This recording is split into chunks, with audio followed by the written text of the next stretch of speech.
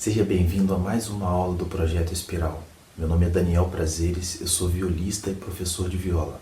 Esse projeto é uma das linhas de ação do SINOS, Sistema Nacional de Orquestras, e nasceu de uma parceria entre a Escola de Música da UFRJ e a Funarte. O tema da nossa aula de hoje será a prática de conjunto, abordagens do estudo do repertório de viola em diferentes formações instrumentais. Através dos séculos, a viola foi ganhando cada vez mais espaço de atuação na música instrumental ocidental. Solo, duo, trios, quartetos, quintetos, uma infinidade de possibilidades. Combinando os mais variados instrumentos, essas formações de música de câmara deram à viola um papel relevante na música de concerto.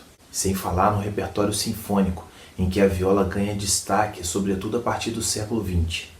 E na última parte dessa aula, daria um exemplo de como trabalhar tecnicamente um excerto orquestral. Todas essas formações instrumentais nos levam a uma reflexão quanto à nossa atuação. Por exemplo, quando vamos tocar um repertório para viola e piano, ou em um naipe com 10 violas em uma orquestra sinfônica, devemos atuar da mesma forma? O que muda na abordagem técnica, musical e interpretativa? Como funciona isso na prática?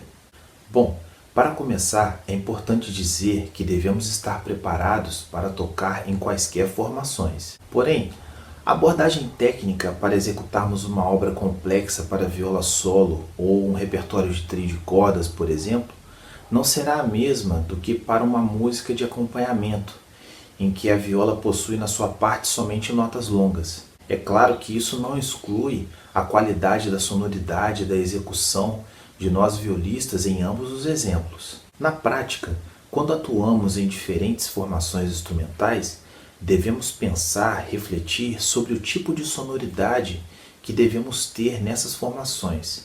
Mas como assim, professor? Devemos mudar nossa sonoridade? Não podemos tocar do mesmo jeito em qualquer formação, seja em orquestra, repertório solo, ou um trio de cordas, quarteto de cordas, por exemplo? Talvez ainda ninguém te disse isso, mas não é assim que funciona. As possibilidades de variação de sonoridade são tantas que devemos também pensar em relação à formação e ao repertório que estamos tocando. Por exemplo, se estamos tocando um repertório complexo para viola solo, devemos pensar que a nossa sonoridade deve ser mais intensa, mais vibrante. Se estamos tocando em uma orquestra, por exemplo, fazendo a mesma parte que outros 10 colegas, outras 10 violas, temos que pensar em prática de conjunto e a nossa sonoridade deve estar em equilíbrio com o naipe.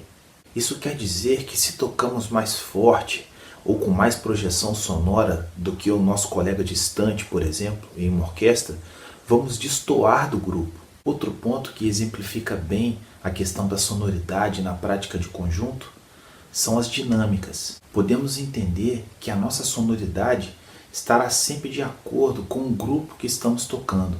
Por isso, todas as dinâmicas escritas pelo compositor são relativas, e observações técnicas como região de arco que devemos tocar, ataques na corda ou fora da corda, vibrato, sonoridade, entre outros, vão influenciar muito no resultado final de um trabalho de orquestra. Já num contexto em que a formação seja viola e piano, a abordagem muda. Temos um instrumento harmônico que, ao mesmo tempo que está acompanhando a viola, também é protagonista. Obviamente, isso nos leva a ter que conhecer não somente a parte da viola, mas a parte do piano. Vamos falar um pouco da abordagem técnica para a preparação de um repertório orquestral. Você que está tocando em uma orquestra jovem do seu projeto ou até mesmo uma orquestra profissional, deve pensar em alguns aspectos ao preparar um excerto orquestral. A primeira coisa ao preparar um excerto orquestral é você reconhecer os trechos tecnicamente difíceis da obra.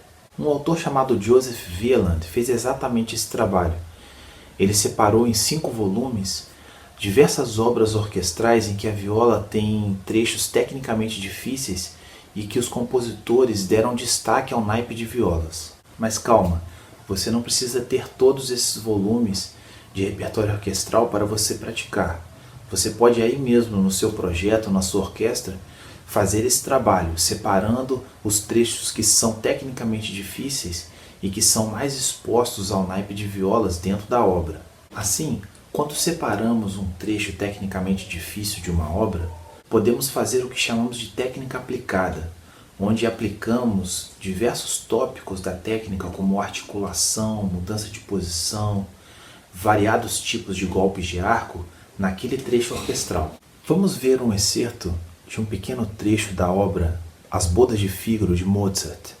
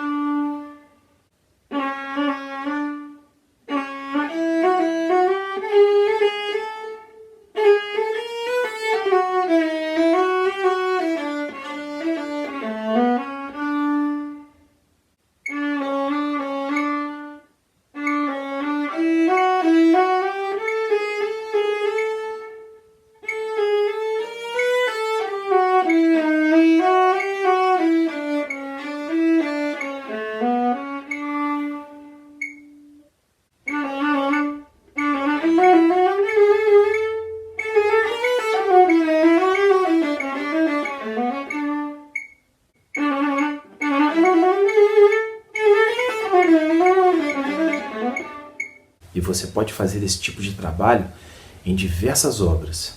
Muito obrigado por ter assistido a mais uma aula do Projeto Espiral. Espero que você aplique todos esses conceitos na sua vida, na sua rotina diária com a viola. Acesse sinos.arte.br e tenha acesso a todos os conteúdos do Projeto Espiral. E lembre-se, disciplina é o segredo para tocar bem viola. Até breve.